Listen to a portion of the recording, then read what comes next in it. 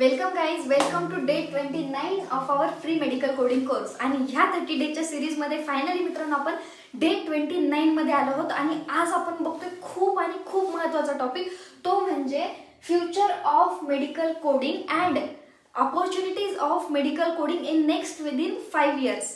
पुढच्या 5 वर्षामध्ये मेडिकल कोडिंगला काय ऑपॉर्च्युनिटीज असतील, डिमांड वाढणार आहे की डिमांड कमी होणार आहे, असे भरपूर सारे प्रश्न मुलांच्या मनामध्ये येतात. मेडिकल कोडिंग करायची आहे बट खूप सारा क्राऊड मेडिकल कोडिंगमध्ये जातोय. मॅडम आज आम्ही मेडिकल कोडिंग करायला पाहिजे की नकोय? तर त्याच प्रश्नांचं सोल्युशन आज आपण आपल्या लाईव्हमध्ये बघतोय. सो फायनली बोलता बोलता आपण 30 डेजची लाईव्ह सिरीज कव्हर केली आहे आणि लास्ट 2 डेज बाकी आहेत.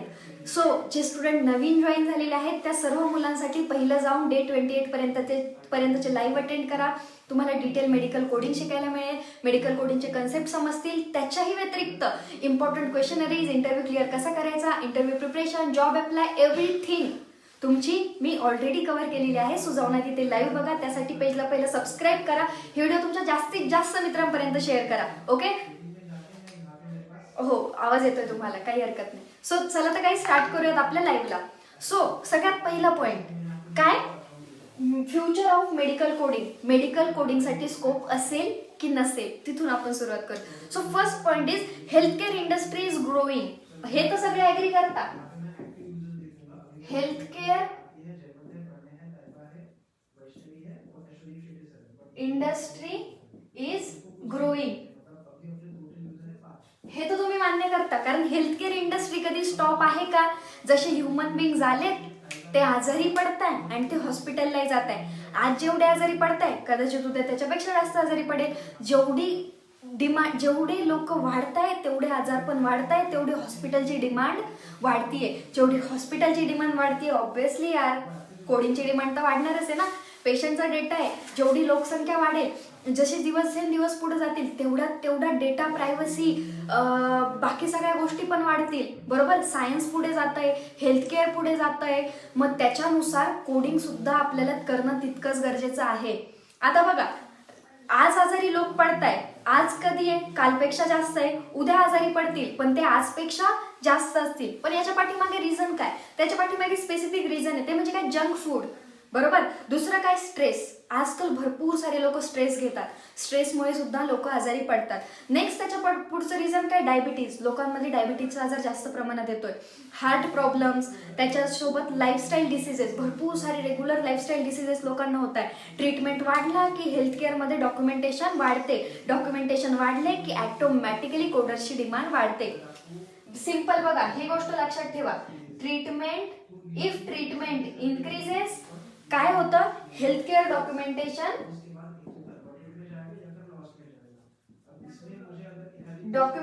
Is increases is equal to coder demand, obviously automatically increases. Okay, so हा चार्ट तुम्ही लक्षात ठेवा. कितीही AI आला तरी पेशंट कमी होणार नाहीत, रिपोर्ट कमी होणार नाहीत, कोडिंग चालूच राहणार आहे, कोडिंग संपणार नाही. सो हा पॉइंट ऑलवेज लक्षात ठेवा. एक डॉक्टर एका डे मध्ये 20 पेशंट बघतो. फॉर एक्झाम्पल, एक सिंगल डॉक्टर एका दिवसामध्ये 20 पेशंट बघतो, पण हॉस्पिटलला 500 पेशंट्स. त्याचा डेटा सगळे कोड करावेच लागतात. म्हणजे मंथ वाईज जर 20 पेशंट बघतोय, महिन्यात सपोज फॉर एक्झाम्पल 500 पेशंट आले, तर कंपल्सरी 500 पेशंटचा डेटा आपल्याला कोडिंगमध्ये कन्व्हर्ट करणंच आहे. भले तो इन पेशंट कोडिंग असेल और तो आउट पेशंट कोडिंग असेल. ओके.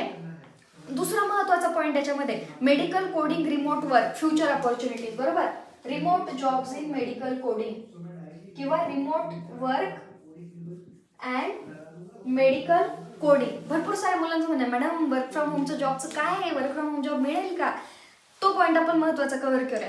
अर्लियर बघा, हॉस्पिटलमध्ये बसून लोक काम करायची, बट सध्याच्या सिच्युएशनला घरून लॅपटॉप वरती सुद्धा इंटरनेटचं तुमचं कनेक्टिव्हिटी चांगली असेल तर मेडिकल कोडर काम करू शकतो. फ्युचरमध्ये जर तुम्ही बघाल तर 70% वर्क रिमोट अँड हायब्रिड असणार आहेत. 70%, 70% जॉब ह्या वर्क फ्रॉम होम आणि हायब्रिड फॉर्मॅटमध्ये असतील. सो विचार करा, आत्ताच मेडिकल फील्डमध्ये आहात, भरपूर साऱ्या मुलांना वाटते अरे यार त्यावेळेस नाही इंजिनिअरिंगला ऍडमिशन भेटलं, फार्मसीला घ्यावं लागलं, BSc घ्यावं लागलं, आता काय करू? मित्रांनो, तुमच्यासाठी मेडिकल कोडिंग थ्रू ती संधी आजही उपलब्ध आहे.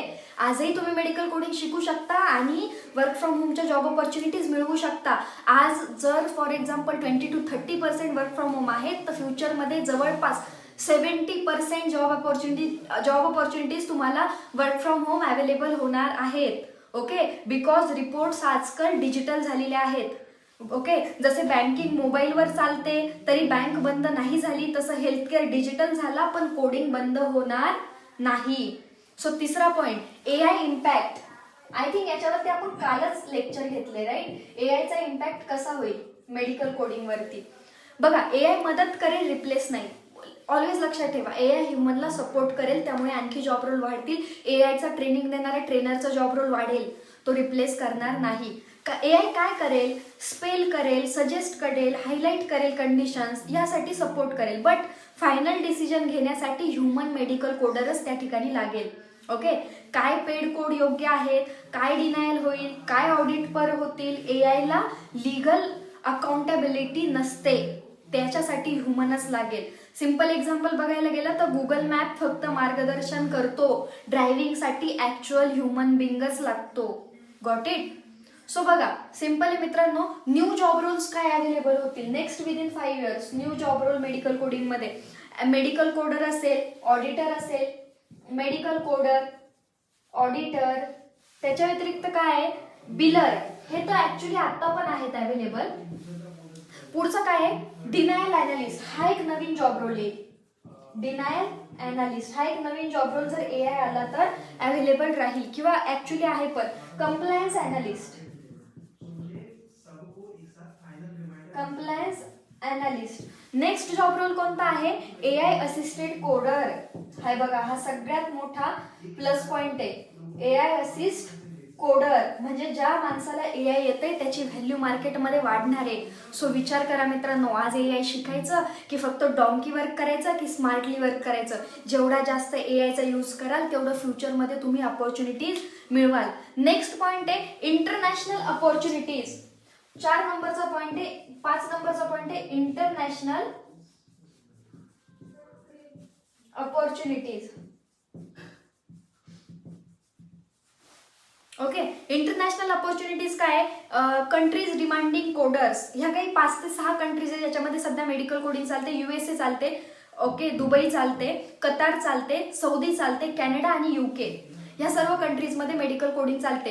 लक्षात घ्या मित्रांनो, इंडियामध्ये अजून मेडिकल कोडिंग चालत नाही, पण इंडिया असा देश आहे की जो बाहेरच्या देशांचे मेडिकल कोडिंगचे प्रोजेक्ट घेतो, कंप्लीट करतो अँड देन ते सबमिट करतो. विचार करा, आज इंडियामध्ये मेडिकल कोडिंग नाही आहे तरी इतक्यात जास्त जॉब ऑपॉर्च्युनिटीज आहे. ज्यावेळेस ऍक्च्युअलमध्ये मेडिकल कोडिंग इंडियामध्ये होईल त्यावेळेस मेडिकल कोडर्सला किती नेक्स्ट लेवल स्कोप असेल मार्केटमध्ये. सो ह्या गोष्टीचाही नक्की विचार करा. का, because those countries have insurance based healthcare documentation heavy. ज्या कंट्रीज मी तुम्हाला सांगितलं ना, USA, Dubai, Qatar, Saudi, Canada, UK, ह्या कंट्रीजमध्ये इन्शुरन्स बेस्ड हेल्थकेअर डॉक्युमेंटेशन जे आहे ते जास्त प्रमाणात आहे. एक्झाम्पल, इंडियामध्ये पेन झालं तर म्हणतो दुखतंय, US मध्ये टाईप, लेवल, हिस्ट्री, ट्रीटमेंट ते सगळं लिहिलं जातं. आपल्या इंडियामध्ये नॉर्मल ट्रीटमेंट होते, बाहेर नॉर्मल ट्रीटमेंट होत नाही.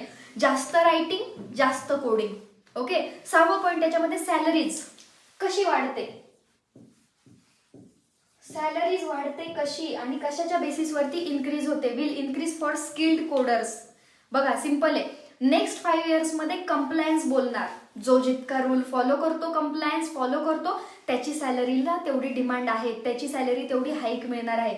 सर्टिफिकेट आहेत का, प्रोडक्टिव्हिटी किती आहे, ॲक्युरेसी किती आहे, ऑडिट पास होतोय का, ज्याच्यामध्ये स्किल्स आहे, ज्याच्यामध्ये स्पीड आहे, ज्याच्यामध्ये ॲक्युरेसी आहे, तो मार्केटमध्ये जास्त सॅलरी घेणार. बस, that's it. Not just coder but auditor, team lead, trainer, manager ह्या सर्व जॉब ऑपॉर्च्युनिटीजसाठी तुम्हाला चांगली सॅलरी हाईक सुद्धा आहेत. सो बास्त मित्रांनो, आजच्या टॉपिकमध्ये आपण खूप महत्त्वाचे सर्व गोष्टी कव्हर केल्या की मेडिकल कोडिंगला ॲक्च्युअलमध्ये फ्युचर असणार आहे का की नाही आहे, AI इम्पॅक्ट करेल की नाही करणार.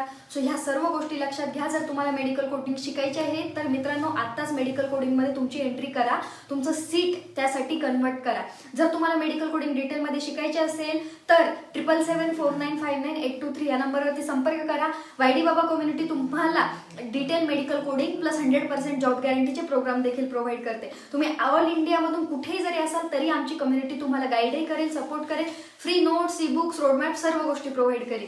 चला तर मित्रांनो, भेटूयात उद्याच्या लास्ट लाईव्ह मध्ये. तोपर्यंत bye, take care, good night all of you. Thank you so much.